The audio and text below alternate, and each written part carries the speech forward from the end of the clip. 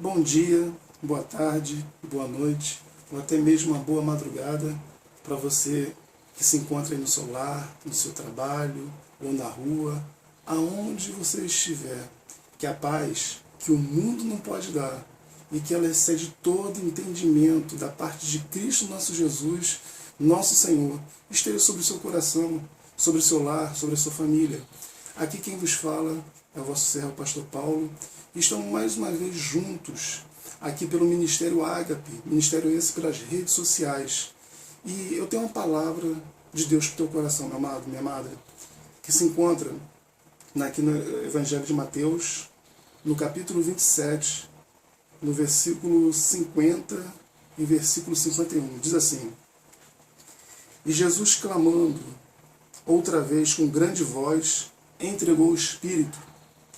E eis que o véu do templo se rasgou em dois, de alto a baixo, e tremeu a terra, e fenderam-se as pedras. Glória a Deus. Essa passagem aqui ela está mostrando o momento da crucificação do Senhor Jesus Cristo, e no momento exato da sua morte, diz que o véu do templo se rasga do alto até embaixo. Para a gente entender a importância do ato desse véu ter rasgado do alto a baixo, nós vamos estar falando um pouquinho nesse vídeo sobre o seguinte tema: o véu está rasgado. Para a gente poder entender um pouquinho o que era o véu, vamos voltar um pouquinho na história. O povo judeu estava escravo no Egito, e Deus tirou o povo judeu do Egito para que eles fossem para o deserto, para a terra prometida, e ali poder adorar o Senhor. Quando eles chegaram na terra prometida, Deus manda Moisés construir um tabernáculo. Tabernáculo esse que vocês vão ver aqui na foto aqui atrás. Aqui, ó. Deus manda Moisés construir esse tabernáculo aqui no deserto. Aqui está o tabernáculo. E esse tabernáculo ele tinha única finalidade, adorar o Senhor. E tem os utensílios aqui dentro dele. Aqui está o tabernáculo propriamente dito inteiro, e está ali aqui descortinado para que a gente possa ver as suas peças no seu interior. Então aqui do lado de fora do tabernáculo, a gente vê aqui, ó, tinha essa peça aqui, que era chamada o altar de bronze, onde era sacrificado os animais. Tinha a bacia de bronze, onde os sacerdotes lavavam a mão e os pés antes de fazer todo o ritual ligando o tabernáculo. Tinha um candelabro de ouro, onde eles vinham aqui e acendiam os candelabros de ouro para poder iluminar o tabernáculo. Tinha a mesa da preposição de pães, onde eles comiam pães. Tinha um altar de incenso, onde eles queimavam ervas aqui, para poder fazer orações ao Senhor. E aqui tinha uma cortina, como essa aqui, ó. Tinha uma cortina, né, que separava todo o lugar santo, que esse lugar aqui era chamado lugar santo, do lugar santíssimo, onde ficava a arca da aliança do Senhor, que representava diretamente a presença de Deus. Então esse tabernáculo, ele tinha esse véu, né, ou cortina, e esse véu fazia separação entre o santo dos santos dos santos. E esse véu aqui só poderia entrar aqui dentro quem era o sumo sacerdote, como está aqui nessa foto aqui. Então ele era o único que podia entrar aqui dentro. Enquanto isso, o povo ficava todo aqui do lado de fora. Então o único que tinha acesso diretamente a Deus era o sacerdote. Então o sacerdote ele representava o povo diante de Deus e representava Deus diante do povo. Quando Jesus, na época de Jesus, né, já não era mais o templo. Na época de Jesus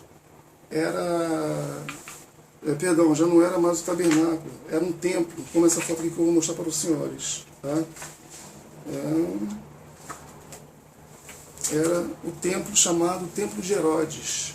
Esse templo aqui, ó, está aqui, como vocês podem ver, é chamado Templo de Herodes. Tá?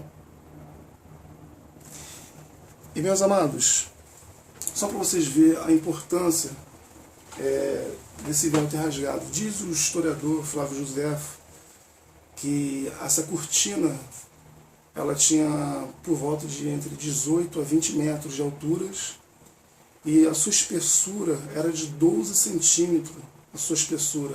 Eu já vi pessoas falar que a espessura tinha 30 centímetros. Seja conforme for, O que eu quero dizer para vocês aqui é que esse véu ele fazia uma separação entre o homem e Deus. Quando ele foi rasgado de cima a baixo, mostra que não foi a mão do homem que rasgou, mas sim Deus.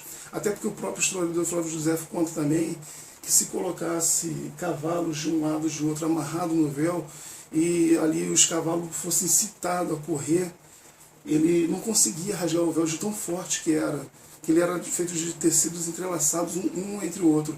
Então, isso quando ele rasga do alto a baixo, mostra que não foi a mão do homem, foi Deus, o próprio Deus que rasgou. O que Deus estava fazendo naquele momento ali?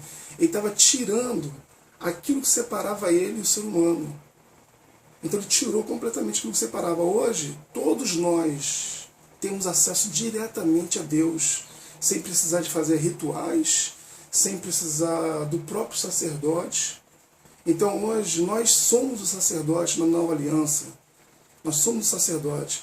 Aí alguém pode perguntar, pastor, então eu não preciso de um pastor, não preciso de um obreiro. Precisa. A finalidade dos obreiros está em Efésios 4:11. É para o aperfeiçoamento do corpo de Cristo. E para o crescimento, para a edificação, só para isso. E para também poder ser um canal de Deus para abençoar a tua vida. Mas você tem diretamente acesso a Deus. Então, meu amado, toda vez que a gente pega qualquer tipo de objeto físico nessa vida e tenta colocar como forma de poder se aproximar de Deus, é como figuradamente a gente estivesse mais uma vez colocando um véu entre nós e Deus.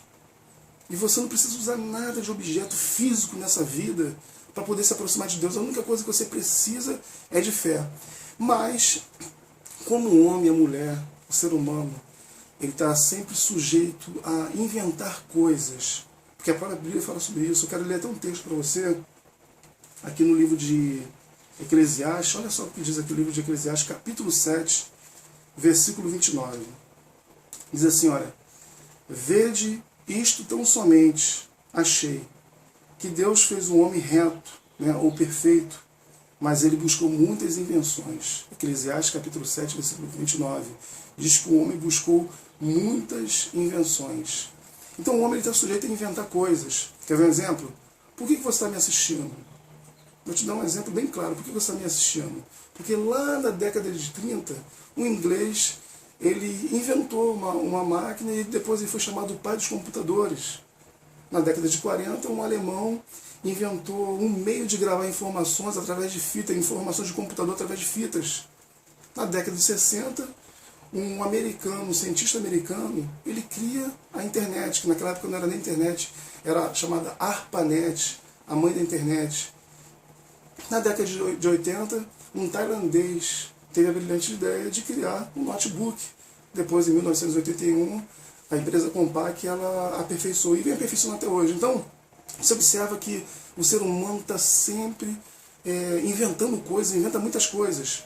Só que na Bíblia Sagrada, meu amado, minha amada, quando se diz em questão as coisas de Deus, isso não funciona assim. Na vida secular funciona, mas na Bíblia Sagrada não. Quero ler um texto para você que se encontra em Apocalipse, capítulo 22, versículo 18 e 19. Presta atenção nesse texto. Porque eu testifico que todo aquele que ouvir as palavras da profecia deste livro, que se alguém lhes acrescentar alguma coisa, Deus fará vir sobre ele as pragas que estão escritas nesse livro. Quer dizer, então se eu pegar qualquer coisa referente a Deus e acrescentar aquilo que ele já fez, porque o plano da salvação para o ser humano, para mim e para você, já está completo, está aqui na Bíblia. Eu não preciso acrescentar nada. Se eu acrescentar, está dizendo aqui o texto, virão muitas pragas sobre a minha vida. E tem muita praga escrita aqui na Bíblia. Tem muita bênção? Tem, pastor. Mas também tem muita praga. Então, se eu acrescentar, pragas virão sobre a minha vida. E se eu tirar? Olha o que diz o versículo 19. E se alguém tirar qualquer palavra do livro desta profecia, Deus tirará a sua parte da árvore da vida e da cidade santa que estão escritos no livro. Então, eu não posso tirar e nem posso acrescentar. Se eu acrescentar, vem pragas. Se eu tirar, é tirar da minha parte também, da árvore da vida, da cidade santa. Então, meu amado, pastor, então, o que eu tenho que fazer para me aproximar de Deus? Eu quero ler um texto para a gente concluir esse nosso vídeo aqui. Diz em Hebreus, capítulo 10, versículo 19, 20, 21 e 22. Diz assim, olha, tendo, pois, irmãos, ousadia de entrar no santuário pelo sangue de Jesus, pelo novo e vivo caminho que ele nos consagrou, pelo véu, isto é, pela sua carne. Temos um grande sacerdote sobre a casa de Deus. Cheguemos com o verdadeiro coração, inteira certeza da fé, tendo o coração purificado, a má consciência do corpo e lavado com água limpa. Então hoje, para eu me aproximar de Deus, eu tenho um novo e vivo caminho, como está dizendo aqui o texto. Quer dizer, é um novo caminho, não é mais aquele caminho feito pelo sacerdote, onde tinha uma cortina, um véu que separava entre eu e Deus. Agora é um novo caminho, o véu foi rasgado. Eu tenho acesso diretamente a Deus. E o caminho não é morto, é um caminho vivo. É um caminho vivo por quê? Porque Jesus ressuscitou o terceiro dia. Então o caminho ele é vivo até os dias de hoje. E de que maneira? Com o verdadeiro coração, um coração aberto para o Senhor. E com o quê? Com inteira certeza da fé. Então a única coisa que eu preciso me aproximar de Deus é fé, só isso. Não preciso de objetos, não preciso de meios físicos dessa vida. É só fé. É só isso que Deus quer da tua vida para você poder se aproximar dele, meu amado. O véu foi rasgado. Tenha fé para se aproximar de Deus. Você que está aí me ouvindo, a única coisa que você precisa é de fé para se aproximar de Deus. Então, você que está afastado dos caminhos do Senhor, você que ainda não recebeu Jesus como Salvador, você que está se sentindo até fraco na fé, eu te convido nesse momento a fazermos uma oração juntos, fazemos uma oração a Deus, intercedemos a Deus juntos, porque não precisamos mais de véu, não precisamos mais do sacerdote fazer sacrifício por nós. Nós temos esse acesso direto, foi garantido na cruz do Calvário para cada um de nós. Foi por isso que Jesus morreu, para nos garantir um novo e vivo caminho. Amém, meu amado? Vamos orar juntos em nome de Jesus? Amado Deus eterno Pai, estamos aqui juntos, Pai. Eu, meu amado, minha amada está atrás do computador, do tablet, do celular, estão pelas redes sociais. Senhor, e estamos aqui, Pai, crendo que o Senhor, Pai, pode restaurar as nossas vidas nessa manhã, ou nessa tarde, ou nessa noite, ou nessa madrugada, Pai. Esse teu filho, Senhor, que tem se afastado dos teus caminhos, dá força para ele voltar de novo, Pai, que ele possa fazer um concerto com o Senhor neste dia, Senhor. Essa pessoa que, independente da religião dela, Pai, ela crê na tua palavra, crê em ti, e nesse momento que o Senhor possa confirmar isso na vida dela. E este meu amado, minha amada, tem se encontrado fraco na fé, Pai, dá força para ele, dá força para ela, em nome de Jesus. Amém, meu amado?